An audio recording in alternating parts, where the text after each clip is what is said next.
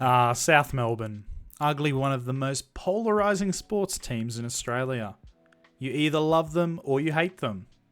But whatever you think of them, there's no denying that they are one of the most famous and most iconic soccer clubs in Australia.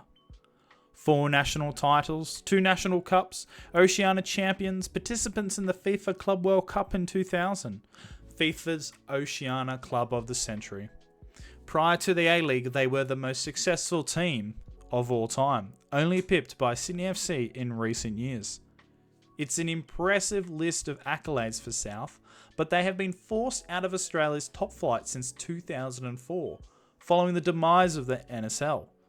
They're stuck and rotting away in the Victorian State League, unable to get into the A-League after multiple attempts to join the top-tier competition. Former NSL clubs Brisbane Strikers, Marconi, Wollongong Wolves, Brisbane City and West Adelaide have all tried to get into the A-League. But it's South Melbourne who's been the most vocal about its desire to join the competition of all the old guard. So why has South Melbourne consistently failed to get a spot in the A-League, despite being one of the country's most successful and iconic teams? Is it just a lack of money, or is there more to it? Well, that's what we're looking at today. But before we get into it, I think it's important to look at South's history. South Melbourne was formed back in 1959 as a merge between 3 clubs: South Melbourne United, the Greek-backed Yarra Park Arius, and Hellenic. Theo Marmaris, who initiated the merge, became the president of the new club that would become known as South Melbourne Hellas. The club's first emblem reflected the colour scheme of the Greek national flag.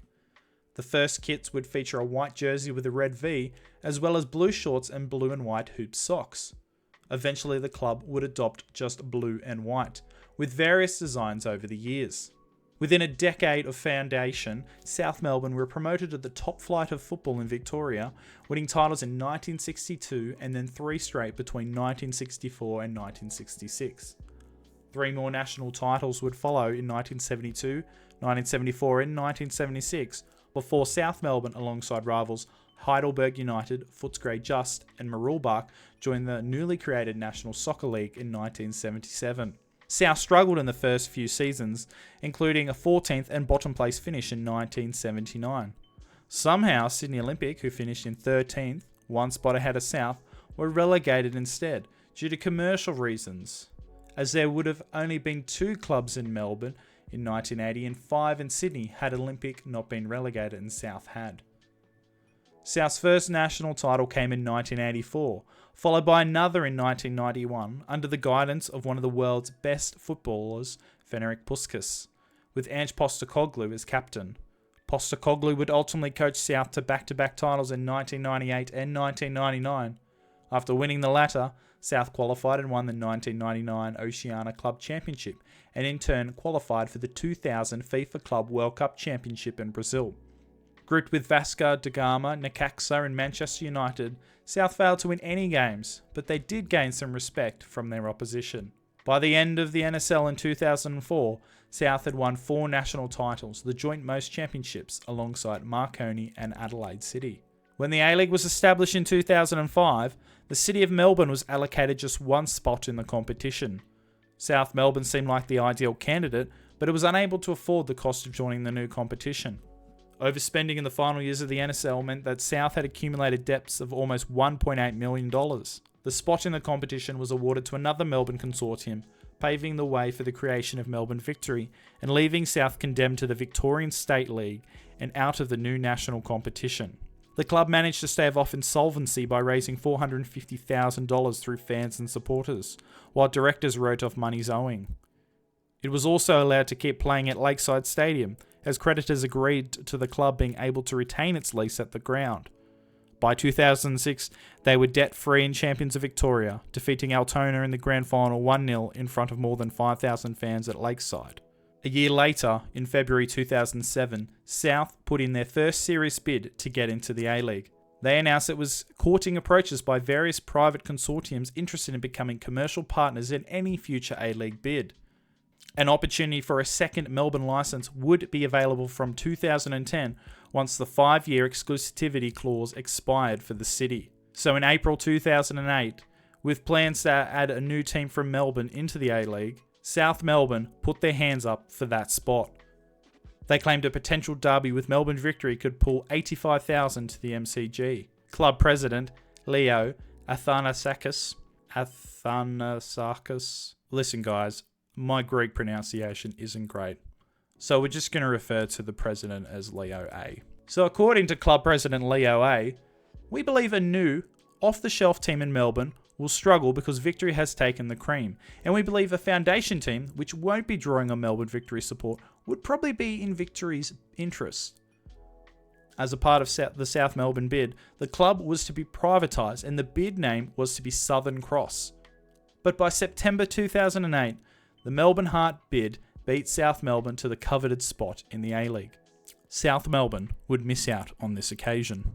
In March 2013, SBS released a story that the Central Coast Mariners Board had agreed to sell the club to a Melbourne-based consortium consisting of 3 South Melbourne directors for $4 million.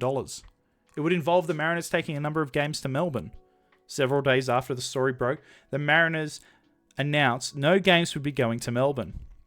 Former journalist Ray Gatt tweeted with, quote, absolute assurance that the SBS story was wrong.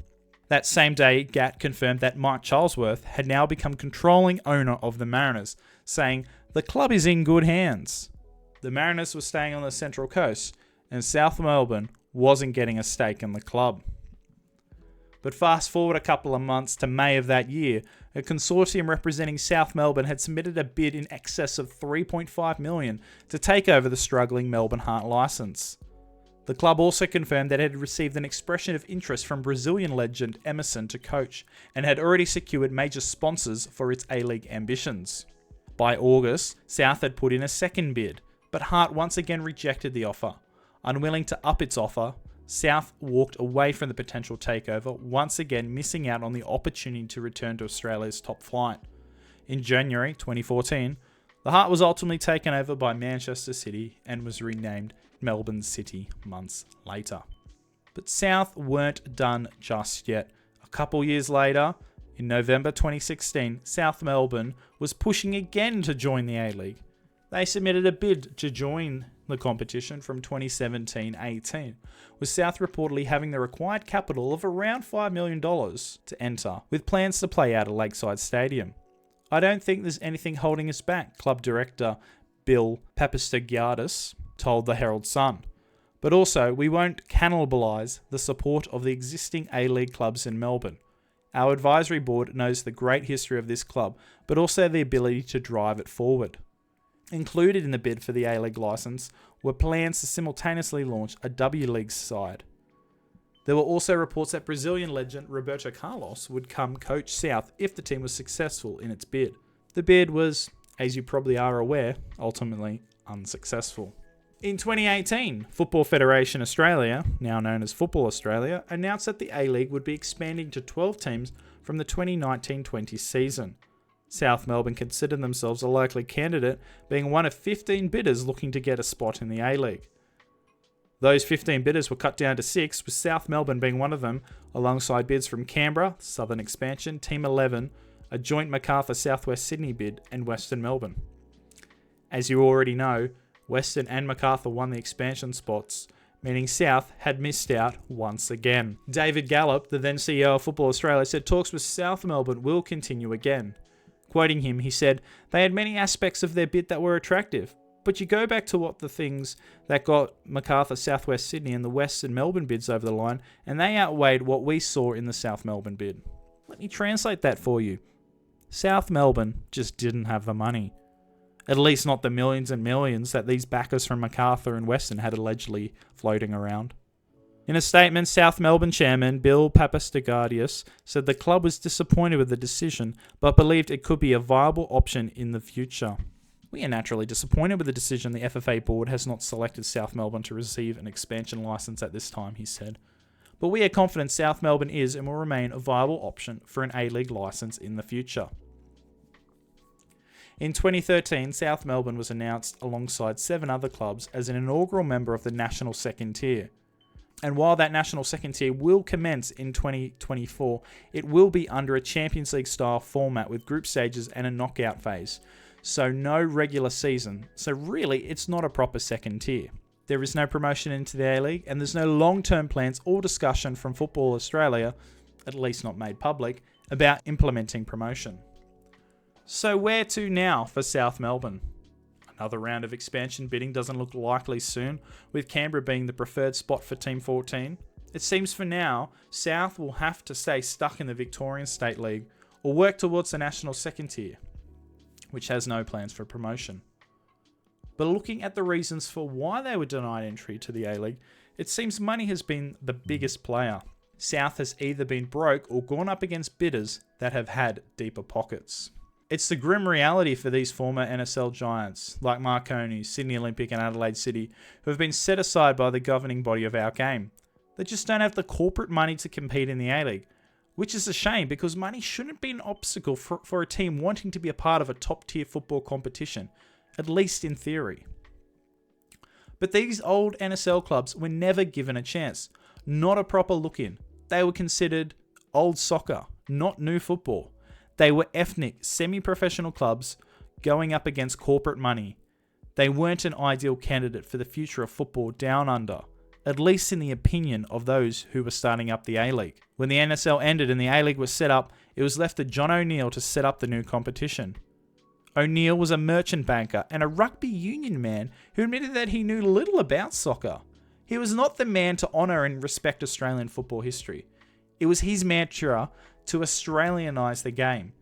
He said in the Age newspaper down in Melbourne in 2004, "I'm not saying I'm not interested in the past. It's nice to know. But the fiefdoms, the self-interest, the sectarianism, it's holding the game back." Right then and there, we had a guy trying to start up a competition who hadn't even gotten his facts straight about the sport. South, like the other OG NSL clubs, had spent their hard-earned money and time to grow the game over the past several decades.